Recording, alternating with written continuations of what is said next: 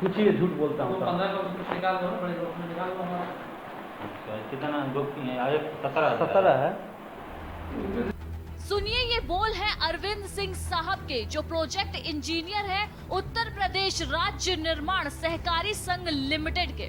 और मामला है आजमगढ़ प्रखंड 2 जिला मऊ का, जहां गौशाला बनवाने के लिए इंजीनियर साहब ठेकेदार से कमीशन की एवज में पैसे तो ले रहे हैं, और तो और जूनियर इंजीनियर बबन यादव से वो पैसा अपने दफ्तर में गिनवा भी रहे हैं।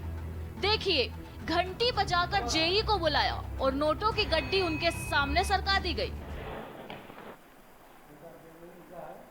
इसमें 8 जब हो गया है तो साहब दिनेश साहब का कि जब 8 हो गया है तो हमको केवल 4 अपने ले लेना, 4 आप लोग ले लेना, उसमें काम और आप लोगों ने सिर्फ 5% मुकाला क्या होता है। पशुपालन विभाग का काम था गौशाला बनवाने का, जिसकी कार्यदायी संस्था उत्तर प्रदेश राज्य निर्माण सहकारी संघ लिमिटेड है। और इसी संस्था में प्रोजेक्ट इंजीनियर है अरविंद सिंह, जो आजमगढ़ प्रखंड 2 में तैनात है। कंप्लीट हो गया तब हमको एस्टिमेट मिला है। कुछ ही झूठ बोलता हूँ। 15% निकाल दो, बड़े ग्रुप में निकाल दो हमारा। अच्छा, कितना ग्रुप है? 17 है। ये ऑफिस जिसे आप देख रहे हैं, ये है उत्तर प्रदेश राज्य निर्माण सहकारी संघ के मऊ जिले का डिविजनल ऑफिस। पैसे लेने का ये खेल इतना खुलेआम चल रहा है जैसे किसी को कोई फर्क ही नहीं पड़ता। चेहरे पर कोई शिकन नहीं, बस समझ लीजिए यहाँ कमीशन के नाम पर रिश्वत लेना पूरी तरह से जायज है। आपके ऊपर विश्वास है। बलराज बोल दिए कि चाचा से तुम बस संपर्क में रहना, चाचा खुद करा देंगे। तो हमारे अंदर उसका बात नहीं है, बड़े साफ सुथरा बात होते हैं। नहीं, बलराज बताए ना बाद में कि अब तुम सही जगह पे पहुंचे हो। ब्यूरो रिपोर्ट, के न्यूज।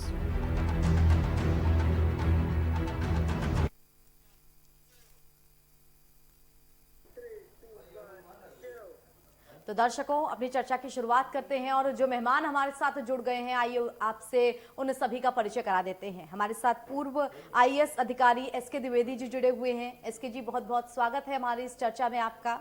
साथ ही हमारे साथ कांग्रेस की तरफ से अभिषेक बाजपेयी जी जुड़े हुए हैं। अभिषेक जी, बहुत बहुत स्वागत है आपका।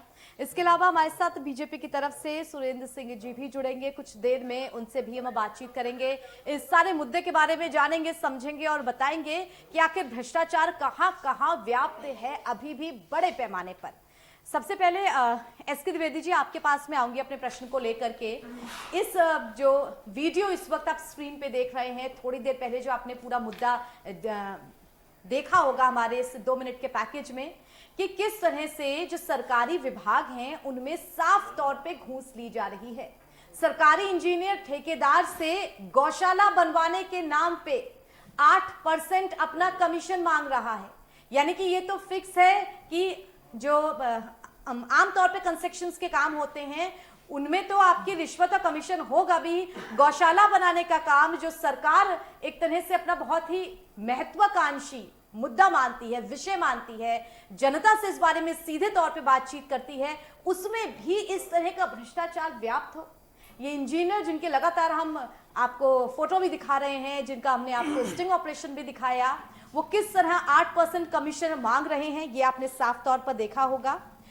पैकफिट, वो संस्था जिसको गौशाला बनवाने के लिए, काउ शेल्टर्स के लिए सिविल वर्क्स की सारी जिम्मेदारी दी गई थी, और गौशाला बनवाने का जो बजट है वो सरकार ने छोटा मोटा नहीं, करोड़ों का बजट अलॉट किया था। लेकिन उसके बाद भी आखिर क्यों सरकारी विभागों में इस कदर बड़े पैमाने पर भ्रष्टाचार व्याप्त है? एसके द्विवेदी जी, अगर आप मुझे सुन पा रहे हो तो ये प्रश्न आपके लिए है।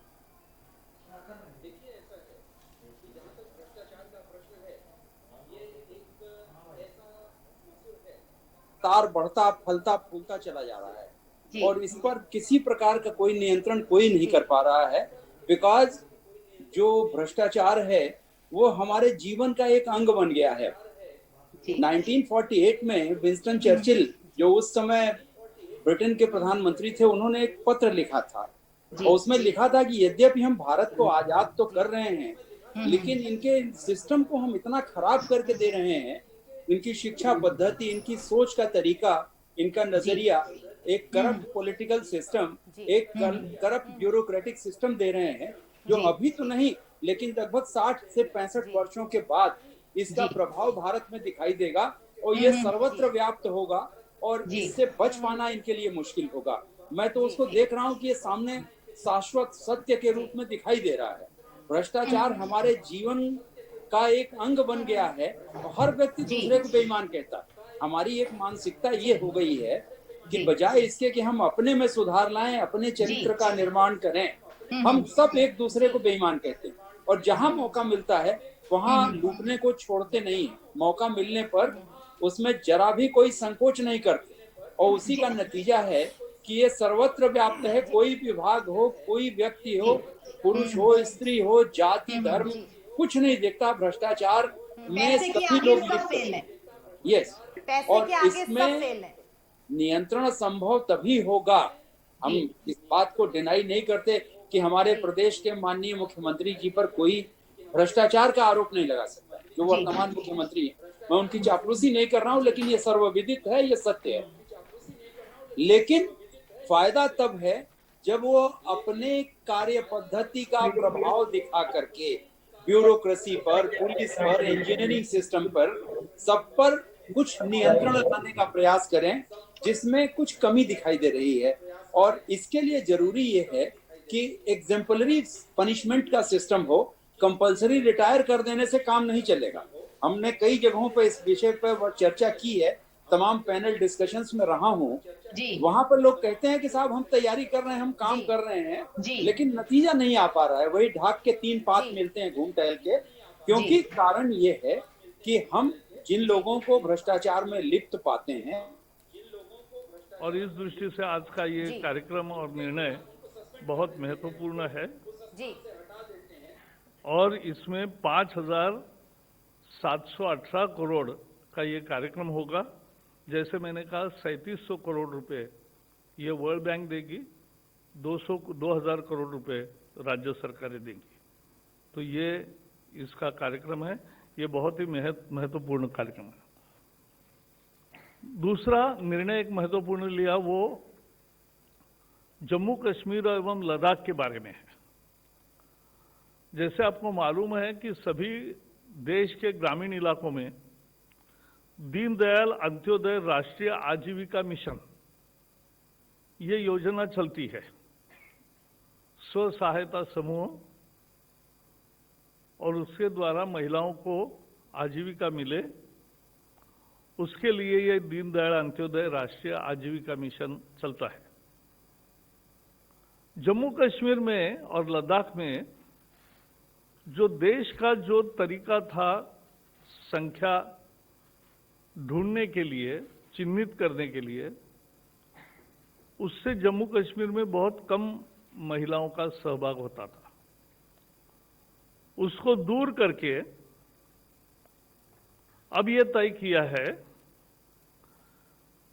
कि कश्मीर में ग्रामीण 2/3 परिवार, ग्रामीण कश्मीर, लद्दाख, जम्मू में बसे 2/3 परिवार इस योजना में शामिल होंगे।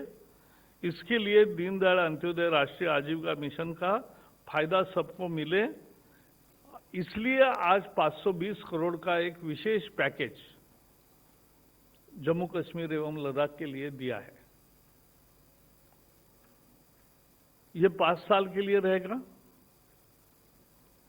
इसका फायदा 10,58,000 महिलाओं को, माने परिवारों को होगा। देश भर में जैसे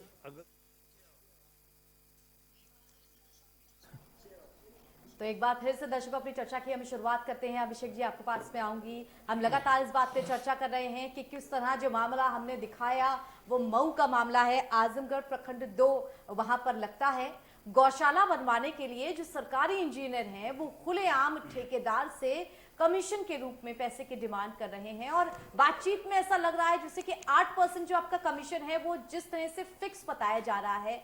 क्या उम्मीद की जाए कि गौशाला बनवाने के नाम पे तक पैसा लिया जा रहा है? लेकिन साथ ही ये सवाल भी है कि आखिर क्यों सरकार आती है और जाती है लेकिन जो भ्रष्टाचार है, रिश्वतखोरी है, वो खत्म नहीं होती।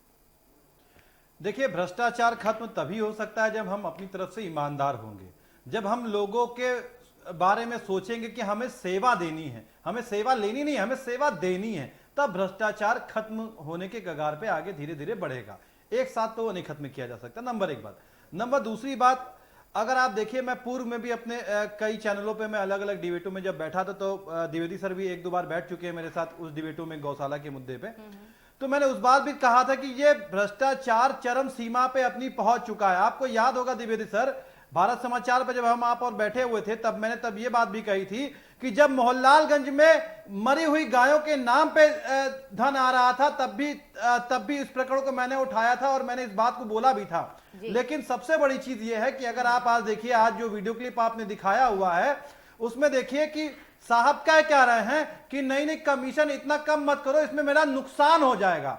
नुकसान तो ऐसे बोलना जैसे उन्होंने रात में हल चलाया हो खेतों में, उसके बाद उससे धन आया हो, वो लेकर के कमाई का जरिया बना रहे हैं। देखिए, हमें किसान के बारे में समझना पड़ेगा, हमें गौ माता के बारे में समझना पड़ेगा।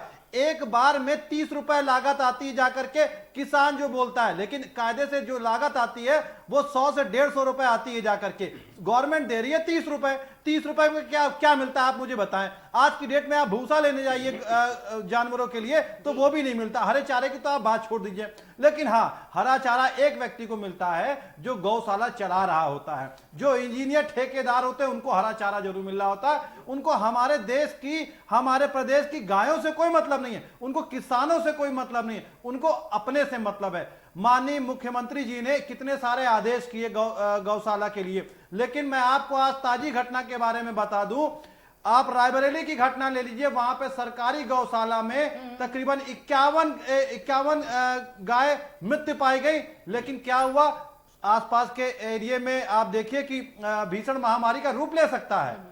आप ज्यादा दूर रायबरेली मत जाइए, आप मोहनलालगंज के पास में ही देख लीजिए, चाहे आप सीतापुर देख लीजिए, हर जगह पे इस मामले में बहुत तेजी से भ्रष्टाचार फैल चुका है। और मुख्यमंत्री जी के संज्ञान में भी ये बात, ऐसा नहीं कि मुख्यमंत्री जी नहीं जानते हैं, मुख्यमंत्री जी के संज्ञान में, लेकिन मुख्यमंत्री जी सिर्फ ढकोसला करना जानते हैं, वो सिर्फ बताना जानते हैं, लेकिन कोई कार्रवाई नहीं करते हैं। तो जहां से भी आपको एक छोटी सी हल्की परत दिखती है भ्रष्टाचार, वहां से छेद करके अंदर दाखिल हो जाता है।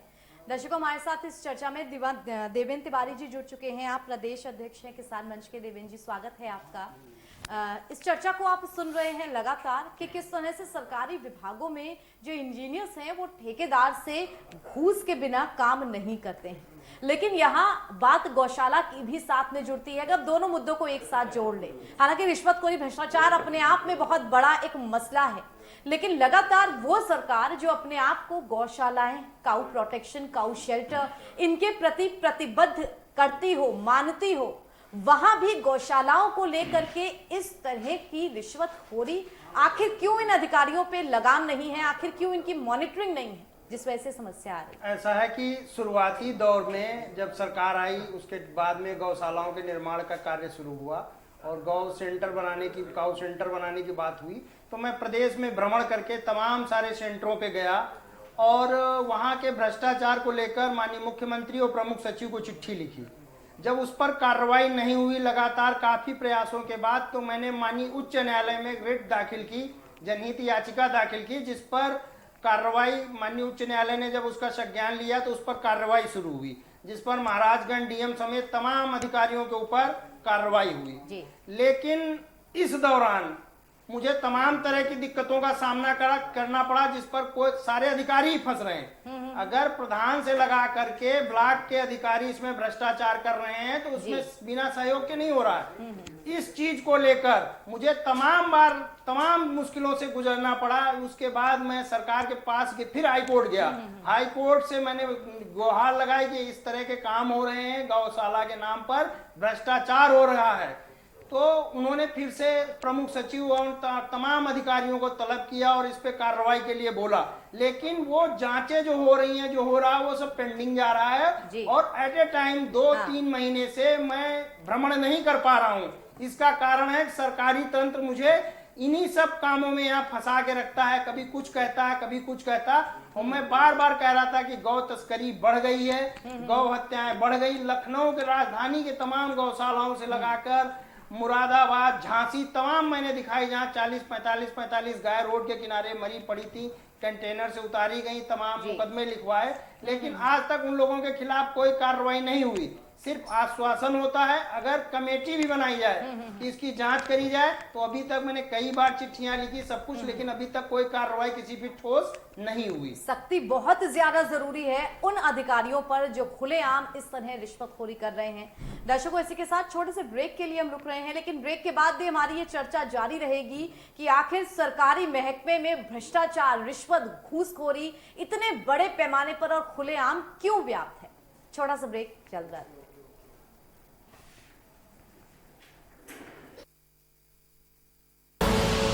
आप देख रहे हैं के न्यूज, खबरों का सारथी।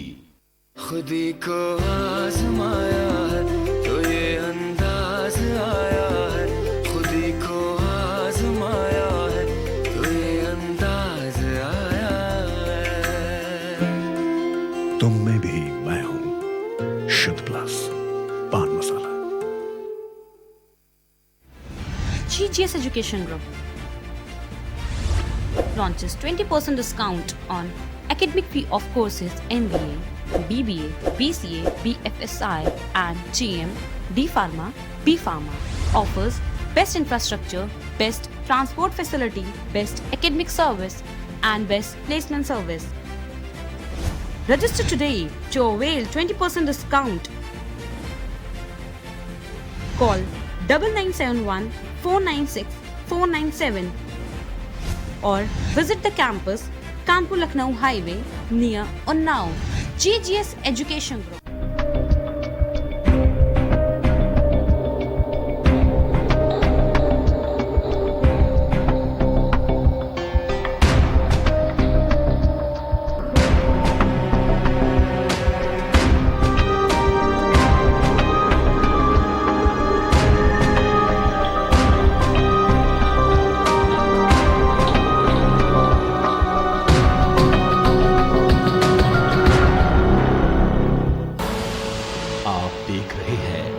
के न्यूज, खबरों का सारथी।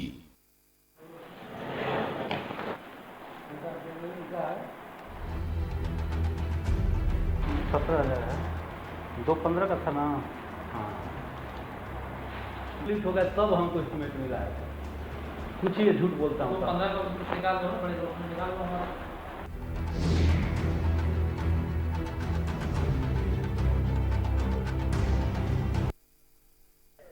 दर्शकों, ब्रेक के बाद एक बार फिर से आपका स्वागत है। हमारी इस चर्चा में हम लगातार इस मुद्दे पर बातचीत कर रहे हैं कि किस तरह भ्रष्टाचार, रिश्वतखोरी और घूसखोरी सरकारी विभागों में अब भी व्याप्त है। गौशाला बनाने के नाम पे तक लूट चल रही है। हमारे साथ एसके द्विवेदी जो जुड़े हुए हैं।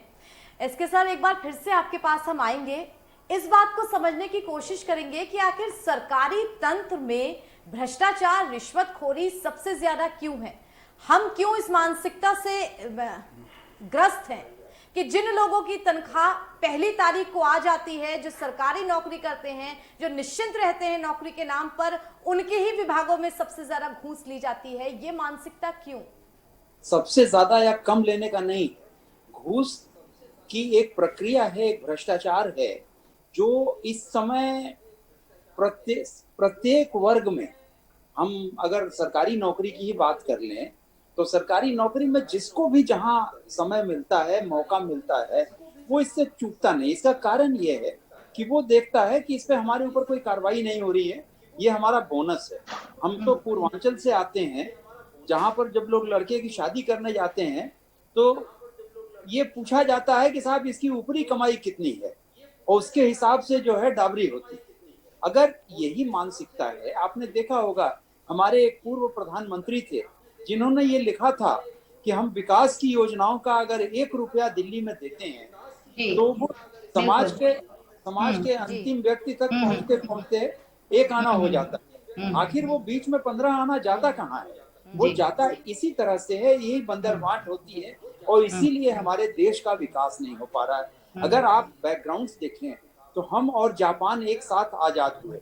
1947 में हम आजाद हुए, 47 में ही जापान आजाद हुए। उनकी इकोनॉमी कहाँ पहुंच गई, उनका डेवलपमेंट कहाँ पहुंच गया, और हम कहाँ हैं? हम आपस में ही लड़ रहे हैं। हमारा पॉलिटिकल सिस्टम, हमारा ब्यूरोक्रेटिक सिस्टम, हमारा ओवरऑल जो चारों समाज के हमारे स्तंभ हैं, जो पिलर्स हैं, जिसके बारे में सब एक दूसरे को उंगली दिखा रहे हैं कि तुम बेईमान हो। कोई ये नहीं कह रहा है कि हम बेईमान हैं। अगर आप गौर करें, बेसिक डिफरेंस आप देखिएगा हमारी मानसिकता का है। ये जो हमारे यहाँ पॉलिसी बनी कि honesty is the best policy, उन्होंने कभी ये नहीं कहा कि honesty is the best principle. Policy जो बनाई जाती है वो सरकार हमेशा जनता जनार्दन के लिए बनाती है, अपने लिए नहीं बनाती है। अभी भी आप गौर करिए, सरकार के जो टॉप मोस्ट लोग हैं, मैं बहुत जो आपके श्रोता सुन रहे होंगे उनको बताना चाहता हूँ कि उसमें बहुत सारी ऐसी चीजें हैं जिसमें गुंजाइश है बेईमानी की, उसको आरटीआई के दायरे से अलग रखा गया है, केवल इसलिए कि उस पॉलिटिकल तंत्र में ये दिक्कत होगी कि अगर वो आरटीआई में आ जाएगा तो आज हो सकता है जागरूक जनता के सामने आपकी जो लूप होल्स हैं, जनता के सामने जो आप गड़बड़ियां करते हैं वो खुल करके सामने आ जाएगी। मैं आपको बताऊं, जो अच्छे लोग हैं जिन्होंने मन से गौ सेवा का संकल्प ले रखा है, मैं जाता हूँ, जुड़ा हुआ हूँ। मिर्जापुर में भी देवासिनी का जहाँ मंदिर है उससे 8 किलोमीटर आगे पहाड़ी के तलहटी पर एक देवरहा हंस बाबा हैं। बाबा के पास करीब 1500 से ज्यादा गायें रहती हैं, जिसमें दूध देने वाली दुधारू गायें भी हैं, लंगड़ी गायें हैं, इंजर्ड गायें हैं, बीमार गायें हैं, हर तरह की गायें हैं। लेकिन उनकी सेवा शुश्रूषा होती है, वो सरकार के किसी भी फंड के इंतजार नहीं करते हैं। सही कहा आपने, सही कहा आपने। कुछ लोग हमारे समाज में ऐसे हैं जो एक तरफ पूरी लगन से गौ सेवा का भी काम कर रहे हैं, लेकिन दूसरी तरफ कुछ लोग ऐसे भी हैं जो लगातार, हम अपने स्टिंग ऑपरेशन में लगातार अपने विजुअल्स में उन लोगों का चेहरा भी दिखा रहे हैं। अभिषेक जी, बहुत कम वक्त है, आखिरी में आपके विचार, आखिर क्यों इतना ज्यादा रिश्वतखोरी और घोटाला हमको देखने को मिल रहा है, और आखिर उस संस्था में ही सबसे ज्यादा देखने को मिल रहा है जिसको जिम्मेदारी सौंपी गई है उसकी सुरक्षा करने की? देखिए, इसको मुख्यमंत्री जी को स्वयं पूरी ईमानदारी के साथ संज्ञान लेना पड़ेगा। और पूर्व में भी जो उन्होंने जांच के आदेश दिए थे, आपको याद होगा सीतापुर में भी प्रधान के ऊपर जांच के आदेश थे और गोंडा में भी इसी तरह का प्रकरण था, लेकिन उसकी जांच तो हुई लेकिन उसका निष्कर्ष कुछ नहीं निकला। मुख्यमंत्री जी क्योंकि स्वयं इसको देखते भी हैं तो इसका संज्ञान भी लेते, तो ईमानदारी से उनको चाहिए कि हर एक पैटर्न का जांच का दायरा फिक्स करे और उसके बाद आगे कार्यवाही भी करे, सिर्फ लीपा पोती करके काम चलाने पे ना करें। क्योंकि जो भ्रष्ट नहीं, बिल्कुल बिल्कुल बिल्कुल मैं आपकी बात से सहमत हूं, मैं आपकी बात से बिल्कुल सहमत हूं, और उसको ये जनता को देखना पड़ेगा, क्योंकि ये सिर्फ सरकार की जिम्मेदारी नहीं होती है, ये हमारी भी जिम्मेदारी होती है, विपक्ष की भी जिम्मेदारी होती है। हम बड़ी, जैसे मैं आपको पहले बता दूं कि हमने इस प्रकरण में आगे चल करके, आगे बढ़ करके सरकार को उपाय दिया था कि वहां पे जो भी गांव के लोग हैं जिनकी आर्थिक स्थिति अच्छी है उनको कुछ गाय आप दीजिए, पालन के लिए दीजिए, दूध वाली गाय दीजिए आप, तो उससे सरकार के ऊपर बर्डन भी कम आएगा, सरकार की जो राशि है, धनराशि, वो भी बचेगी, वो किसी दूसरे रूप में उपयोग हो सकेगी। बिल्कुल। देवेंद्र जी, आपसे नटशेल में ये चीज समझना चाहूंगी, जिस संस्था को जिम्मेदारी, वही संस्था इस तरह के काम कर रही है, पैकफिट को ही काऊ शेल्टर्स के लिए सबसे ज्यादा जवाबदेह या जिम्मेदारी दी गई है, अगर उसी संस्था में इंजीनियर्स ऐसे काम करेंगे तो क्या बहुत ज्यादा जरूरत है अब मॉनिटरिंग की और जो दोषी पाए जाए उनको सजा देने की भी? ऐसा है कि मैं शुरू से गौ सेवा को और किसानों को लेकर लड़ाई लड़ रहा हूं, और मैंने इस टाइम विस्तृत इसकी जो शासनादेश है उनकी पूरी तरह से अवलोकन किया है, पढ़ाई किया है। 135 रुपए पर डाइट गाय के हिसाब से शासनादेश में सब था, लेकिन उसको 30 रुपए कर दिया गया।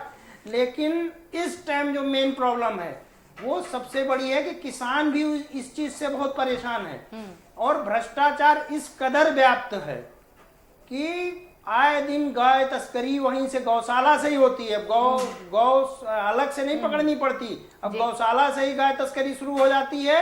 और सबसे ज्यादा भ्रष्टाचार इसी विभाग में इसलिए व्याप्त है कि इसमें ब्लॉक से लगा के प्रधान तक सब इन्वॉल्व हैं, और जब भी इसकी जांच हुई, चाहे महाराजगंज हुई और जहां भी मैंने कराई, वहां पर सबसे ज्यादा उच्च अधिकारी जिम्मेदार हुए, क्योंकि सबसे ज्यादा फंडिंग से लगा के इसका आयोग भी गठित है, ऐसा नहीं है कि आयोग नहीं है, लेकिन आयोग का मंत्री क्या कर रहा है, आयोग का अध्यक्ष क्या कर रहा है, इस पर उस अधिकारी के साथ साथ आयोग के अध्यक्ष के ऊपर भी कार्रवाई होनी चाहिए। मैं ये नहीं कहता हूँ मुख्यमंत्री सब चीजें देख सकते, लेकिन आयोग के अध्यक्ष को निर्देशित तो कर सकते हैं कि लगातार प्रदेश में भ्रमण क्यों नहीं कर रहे हैं। इससे पहले मैंने कई बार भ्रमण के लिए कहा तो मुझे मना कर दिया गया कि आप भ्रमण ऐसे नहीं कर सकते हैं। जरूरत बहुत ज्यादा है इस बात की कि हमारे पास जो वीडियो है वो तो महज एक आप कहेंगे उदाहरण है, एक नमूना है, कितने बड़े पैमाने पर ये ऐश्वर्या जी एक बात मैं आपको और याद दिला दूं कि आपको ध्यान होगा कुछ दिन पहले गौ तस्करी के लिए एक बीजेपी नेता का नाम भी आया था, बाकायदा उस पर जांच के आदेश दिए गए थे, लेकिन अभी तक उसमें कुछ हुआ नहीं है। कार्रवाई होनी बहुत ज्यादा जरूरी हो, चाहे वो रिश्वतखोरी हो और चाहे गायों की हत्या से जुड़ा मामला हो। फिलहाल दर्शकों, हमारी ये आज की चर्चा यही समाप्त होती है। एसके द्विवेदी जी बहुत बहुत धन्यवाद हमारे साथ जुड़ने के लिए। अभिषेक आपका धन्यवाद, देवेंद्र जी आपका भी धन्यवाद हमारे साथ जुड़ने के लिए। हमारा दर्शकों आज का मुद्दा यही तक। देश दुनिया की तमाम खबरों के लिए जुड़े रहिए के न्यूज के साथ। नमस्कार।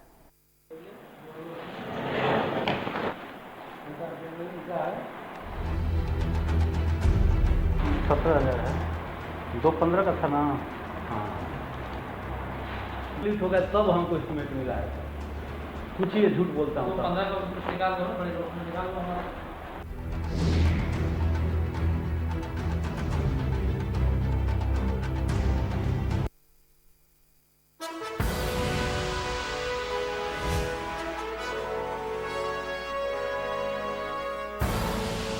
आप देख रहे हैं